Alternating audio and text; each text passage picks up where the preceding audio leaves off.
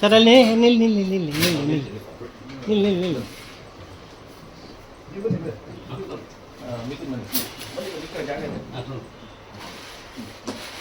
ಅಂತ ಮಾಡ್ತಾ ಇದ್ವಿ.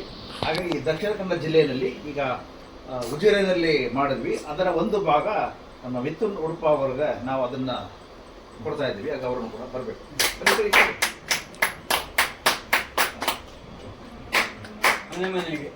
ಮನೆಗೆ ಒಂದು ಗ್ರಂಥಾಲಯದ ಜಾಗೃತ ಸಮಿತಿ ಸದಸ್ಯರನ್ನಾಗಿ ಏನು ಮಾಡ್ತಾ ಇದ್ವಿ.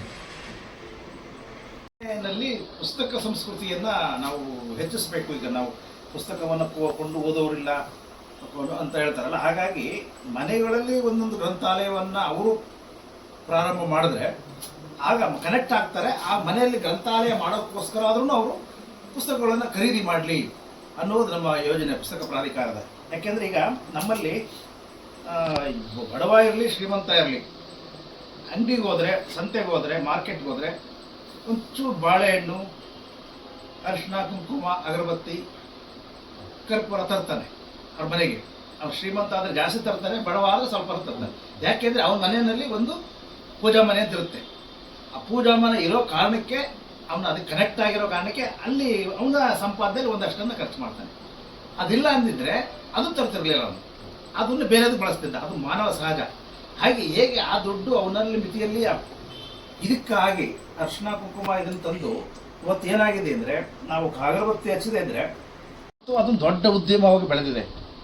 ಯಾವ ಮಟ್ಟಕ್ಕೆ ಅಂದರೆ ಕೋಟ್ಯಾಧಿಪತಿಗಳಾಗಿದ್ದಾರೆ ಅಗರಬತ್ತಿ ಇಂಡಸ್ಟ್ರಿ ಅವರು, ಈ ಕಡೆ ಇಂಥವರೆಲ್ಲ. ಆದರೆ ನಮಗೆ ಜ್ಞಾನವನ್ನು ನೀಡುವಂತಹ ಪುಸ್ತಕೋದ್ಯಮಿಗಳು, ಪುಸ್ತಕ ಪ್ರಕಾಶನ ದಿನೇ ದಿನೇ ಹೋಗ್ತಾ ಇದೆ.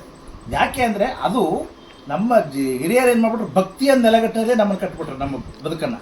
ಅದಕ್ಕಾಗಿ ಅವ್ರಿಗೆ ಅದಕ್ಕೆ ಯಾವ ಕನೆಕ್ಟ್, ಅದಕ್ಕೆ ಪೂರಕವಾದದ್ದು ಅದು. ನಮ್ಮ ಬದುಕಿಗೆ ಬೇಕಿಲ್ಲದ್ರೂ ಅದನ್ನು ಆದ್ಯತೆ ಕೊಡ್ತೀವಿ. ಅದು ನಮಗೆ ಎಷ್ಟು ಬೇಕಾಗಿತ್ತೋ ಅದನ್ನು ನಾವು ಕಡೆಗಣಿಸಿರೋದ್ರಿಂದ ಇವತ್ತು ನಾವು ಈ ಯೋಜನೆಗಳೆಲ್ಲವೂ ಹೇಳಿದ್ರು ಬರೋದಿಲ್ಲ, ಜನ ಓದೋಲ್ಲಕ್ಕೆ ನಾವು ಕನೆಕ್ಟ್ ಆಗಿಲ್ಲ. ಆ ಕನೆಕ್ಟ್ ಮಾಡೋದ್ರಲ್ಲಿ ನಾವು ಎಡಿಬಿದ್ವಿ. ನಾವು ಭಕ್ತಿಯ ನೆಲೆಗಟ್ಟಿನ ಮೇಲೆ ನಾವು ತೆಗೆದುಕೊಂಡ್ವಿ. ಆ ಭಕ್ತಿ ಕೊನೆಗೆ ಅದು ಮೂಢನಂಬಿಕೆ ಆಯಿತು, ಏನೇನೋ ಆಯಿತು. ಆ ಭಕ್ತಿ ಕೂಡ ಅರಿವಿನ ಚೌಕಟ್ಟಿನ ಮೇಲೆ ಬಂದಿದ್ರೆ ದೊಡ್ಡ ಬದುಕನ್ನು ಕಟ್ತಿದ್ದು. ಅದು ಹಂಗಾಗಲಿಲ್ಲ, ಬೇರೆ ಬೇರೆ ತಿರುಗಿಬಿಡ್ತು, ಅದು ಹಾದಿ ತಪ್ಪಿಬಿಡ್ತು.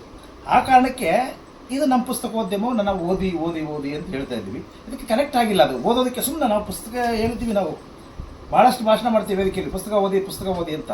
ಆ ಪುಸ್ತಕವನ್ನು ಓದೋದಕ್ಕೆ, ಪುಸ್ತಕವನ್ನು ಕೊಂಡುಕೊಳ್ಳೋದಕ್ಕೆ ಒಂದು ವ್ಯವಸ್ಥಿತವಾದ ರೂಪವನ್ನು ನಾವು ರೂಪಿಸಿಲ್ಲ. ಅದಕ್ಕೆ ಯಾವುದೇ ಯೋಜನೆ ಒಂದು ಯಶಸ್ವಿಯನ್ನು ಕಾಣಬೇಕಾದ್ರೆ ನನ್ನ ಪ್ರಕಾರ, ನನ್ನ ಅನುಭವದಲ್ಲಿ ಅದಕ್ಕೊಂದು ಕಾರ್ಯಕಾರಣ ಸಂಬಂಧ ಇರಬೇಕು.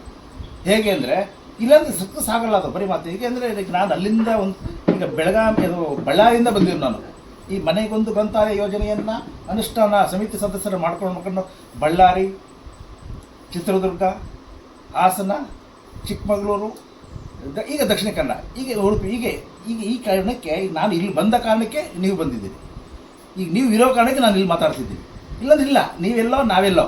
ಇದು ಕಾರ್ಯಕಾರಣ ಸಂಬಂಧ. ಅಂದರೆ ನಮ್ಮ ಯೋಜನೆ ಇಂಥ ಒಂದು ಜ್ಞಾನದ ಮೂಲವಾದ ಈ ಪುಸ್ತಕ ಇವತ್ತು ನಿಕೃಷ್ಟಕ್ಕೆ ಕಾರಣ ಆಗಿದೆ. ಅಂದರೆ ಜನರಿಗೆ ಅದು ಅದ್ರ ಬಗ್ಗೆ ಭಕ್ತಿ ಇಲ್ಲ ಅಂತ, ಪ್ರೀತಿ ಇಲ್ಲ ಅಂತ ಇದೆ.